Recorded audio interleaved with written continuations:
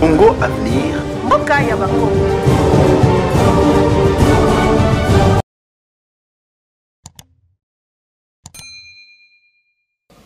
Tout le monde est malade. Le parquet est malade. Le siège est malade.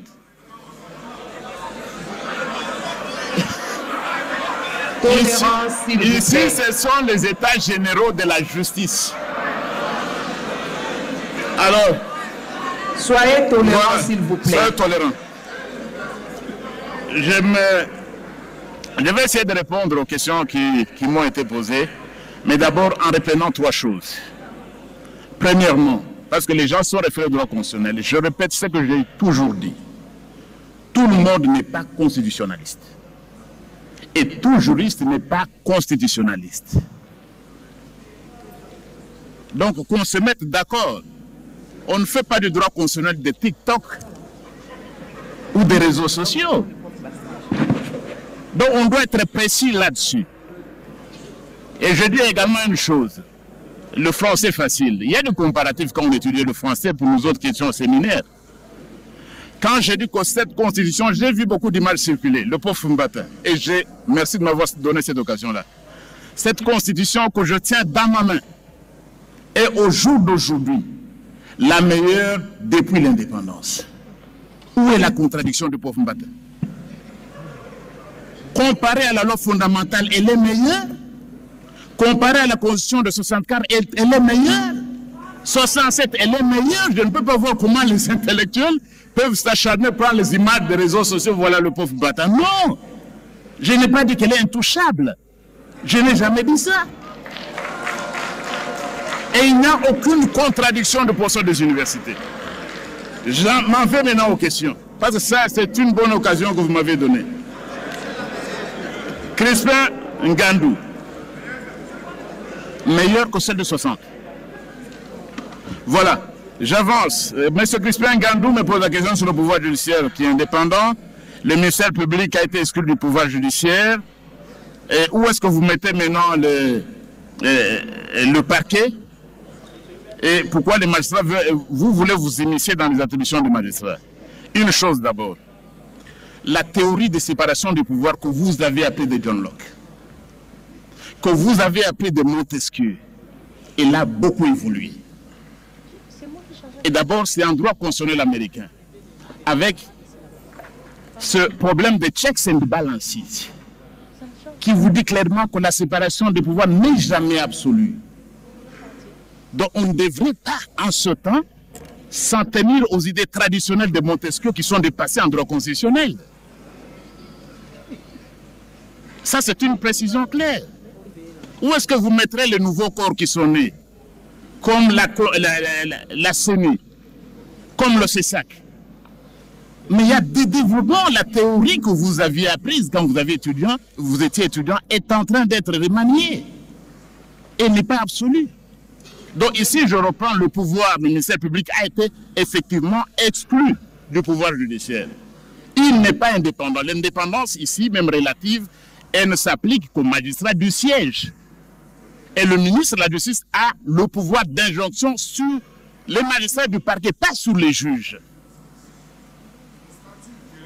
Et le statut se dépouille toujours, ça n'a pas changé. Est-ce que vous avez changé ce texte-là? Il exerce son pouvoir d'injonction d'après les textes qui vous régissent, à moins qu'on puisse les changer aujourd'hui. J'avance.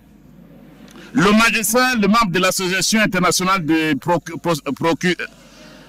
prosecuteurs, je vais lui répondre à la fin. Maître Willy Wenga, vous avez reçu une très bonne réponse de l'honorable Mende. Ce n'est pas instrumentalisé. Non. Et puis quand on voudrait élargir le Conseil supérieur de la magistrature, s'il vous plaît, ce n'est pas pour mettre fin à la corruption. C'est parce que la justice est rendue au nom du peuple. C'est pour la représentation du peuple. Et je dois dire ceci. Vous faites du droit comparé, j'espère. Vous n'avez pas seulement étudié ici. Vous faites le droit constitutionnel comparé. Je vous cite plusieurs pays et quand ils viennent comme membres, le Conseil supérieur de la magistrature, ce n'est pas une profession où vous serez payé tout le temps. Vous venez, seulement vous toucherez vos jetons de présence à intervalles réguliers, peut-être ils se réunissent tous les 3 mois, vous venez après, vous disparaissez. Ce n'est pas une fonction permanente. Donc il a donné l'exemple de la Cour constitutionnelle. Nous, le Parlement, nous proposons les membres de la Cour constitutionnelle, la plus haute juridiction du pays. Le président de la République propose 3. Vous nommez que 3. Donc ça n'a rien à faire avec l'instrumentalisation. Merci à l'honorable Mende d'avoir répondu. Je vais conclure.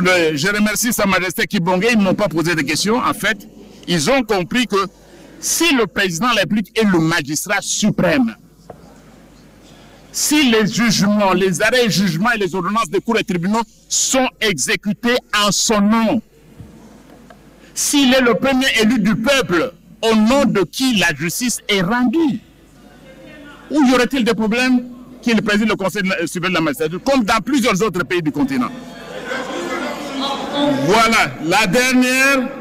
Je réponds maintenant aux magistrats membres de l'Association internationale des procureurs.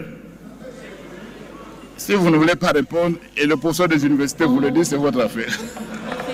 Je réponds maintenant aux magistrats membres de l'Association des droits internationaux. Il a parlé de l'autorité budgétaire. Qu'est-ce que nous faisons? Mais le budget du pouvoir judiciaire, il est préparé par le Conseil supérieur de la magistrature. C'est le Conseil supérieur de la magistrature qui prépare votre budget. Il envoie au gouvernement.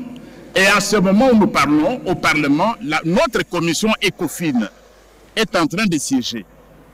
Je vous invite, je ne pense pas que ce soit vous, vous pouvez rencontrer notre commission économique et financière en ce moment même, en train de statuer sur le budget. Et puis, les quelques avantages, le salaire même des nouveaux magistrats, les augmentations, là, vous les avez eues. Il faut reconnaître aussi le travail qui a été fait par le Parlement.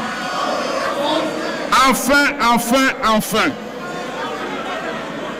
le procureur, ça ne change rien à la vérité que je dis. Notre ami de l'association internationale qui a dit que le procureur est indépendant, s'il vous plaît, on ne fait pas du droit sur le TikTok. Il ne peut pas sortir un seul article. Voilà la constitution sud-africaine. Et j'en ai une trentaine dans mon sac.